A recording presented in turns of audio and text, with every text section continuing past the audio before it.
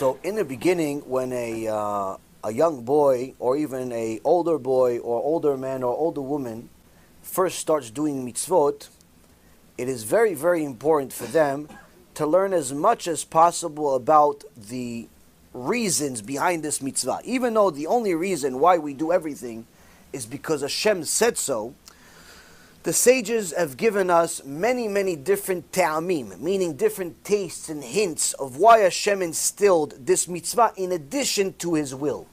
So for example, when HaKadosh Baruch Hu created the world, some say He created the world only for Avraham Avinu. That's how righteous Avraham Avinu was.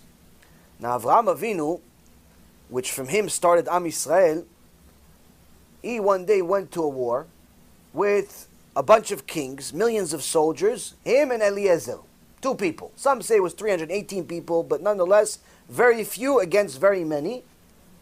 And they won. How did they win? He simply used the Kadosh Baruch Hu's name. Every time he took some sand from the ground, he threw it in the air. Avraham Avinu took sand from the ground. You get it on the beach, you get it anywhere. Took sand from the ground, threw it in the air. Every one of the grains from the sand turned into a rocket. That's all he had to do. He didn't even have to move. He simply took it, threw it, every grain of sand, trillions and trillions of sands, rocket, and every one of them hits. There's no one misses. 5 minutes, he wins the battle. So now, after he wins the battle, the king of Sodom comes out of his hiding spot, because he was one of the captured people, and he tells Avraham Avinu, here, take all this money, take this, take that. Avraham Avinu says to him, I would not even take a shoelace from you. So you should never ever think in your mind and say that you are the one that made Avraham Avinu rich.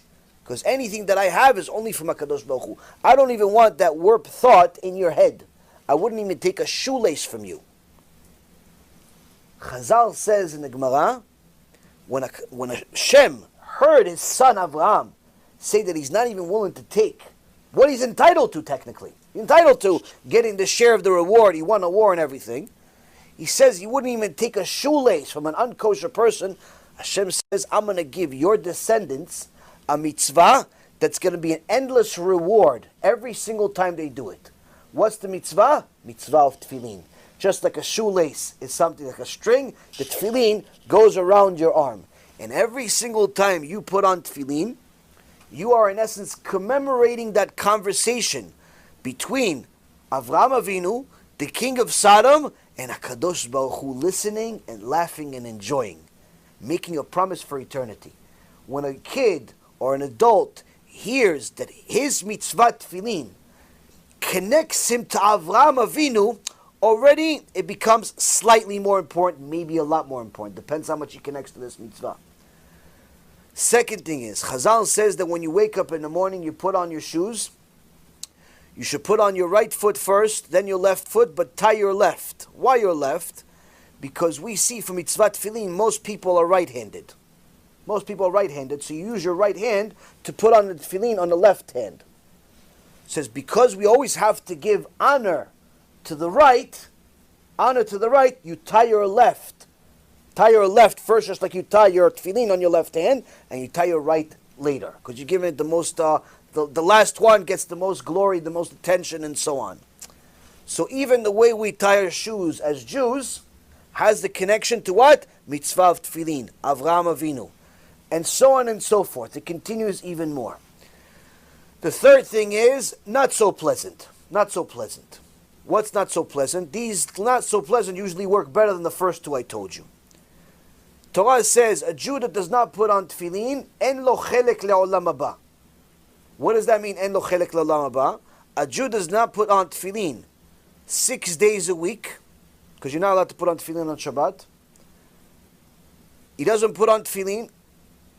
He does not have a share of the world to come. What does it mean, not having a share of the world to come? He goes inside Gehenom and he never leaves. A place where the worst disasters you can possibly imagine are not even a down payment for what happens to a person there every second. Someone asked the Gaon Mivilna, someone asked, this is written in one of the Chafetz Chaim's books, someone asked the Gaon Mivilna, This Sefer, Reshit Chochmah, that was written 400 years ago by Mikubal, it gives details of what happens to Genom, all types of malachim, this, that, destroying people, all that stuff. Kvod Harav, what do you think of this Sefer? The Gaon Mivilna said, what? He said exactly what happens there. Kepshuto. He says simply what he wrote is exactly what happens there. No exaggeration. You want to know what happens there? Watch my shiur called Genom. After that, if you didn't have Yirat Shamayim, you're going to be more scared than I am even. Why? Because it's going to be the first time you ever heard such things. Rabotai, a person that simply takes one of the covenants that HaKadosh Baruch Hu made with Am Yisrael. There's 3 covenants. There's Shabbat, there's the Brit, which is not only Brit Milah, but watching a Brit, and there's the Brit of the Tefillin. Takes one of the covenants and simply forsakes it, HaKadosh Baruch Hu says, you are cutting yourself away from me.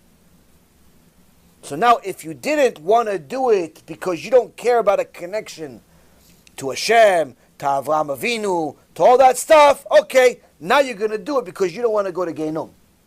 Sometimes that works a lot better than the nice stuff. Why? Because that's our nature. That's our nature. We, in essence, operate much more effectively, much faster, because we're afraid, not because we want to. People go to work because they're afraid of being poor. People get married because they're afraid of being lonely. People, eat certain foods because they're scared of dying, and so on and so forth.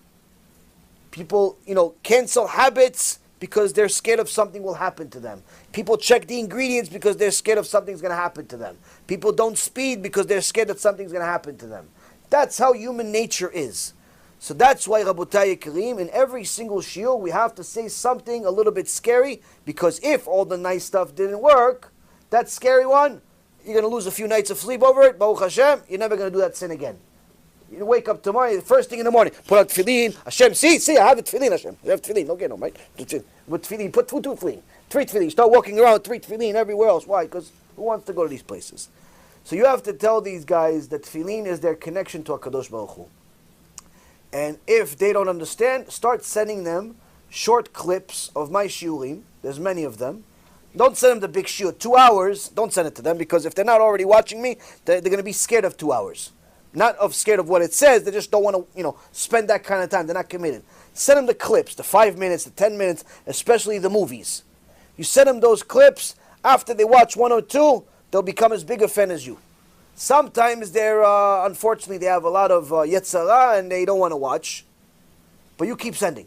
Send once a day, every couple of days. Make a WhatsApp group. Do all types of things that you can to show these people this stuff. If you take some CDs with you, give it to them. Do whatever you can to save these people. And remember that even if they're annoyed with you at first, eventually they're going to thank you. They're going to thank you because they don't realize what they're missing out. The Lubavitcher Rebbe, Alav Shalom, they once asked him, Kvod Harav, what if my friend doesn't want to hear about the Torah? What do I do with him?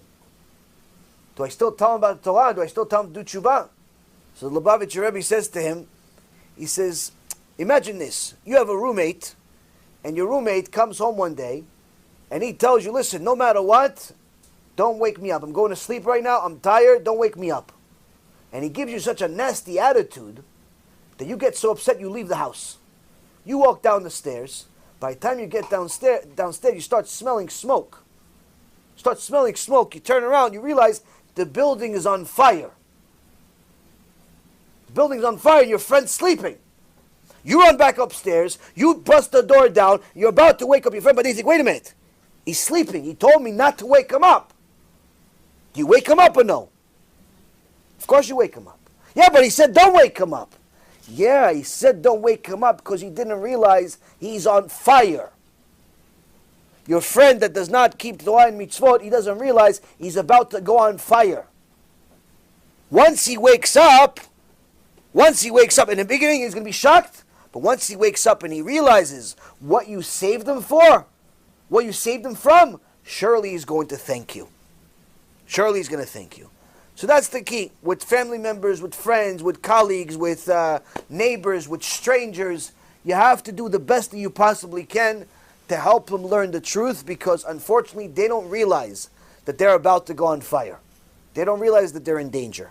There's a lot of people that call themselves religious Jews that do not even believe in the 13 Ikarim. They consider themselves religious Jews, but they don't believe in the 13 principles of faith, which means that according to Halacha, you cannot even count them on for minyan. They don't believe in schar ve'onesh, in reward and punishment. They don't believe that you're not allowed to have a middleman, all types of things. They don't believe in hashgacha pratit, all types of things that are the ikarim, the foundation of Judaism. So a lot of people consider themselves religious, and unfortunately they're not.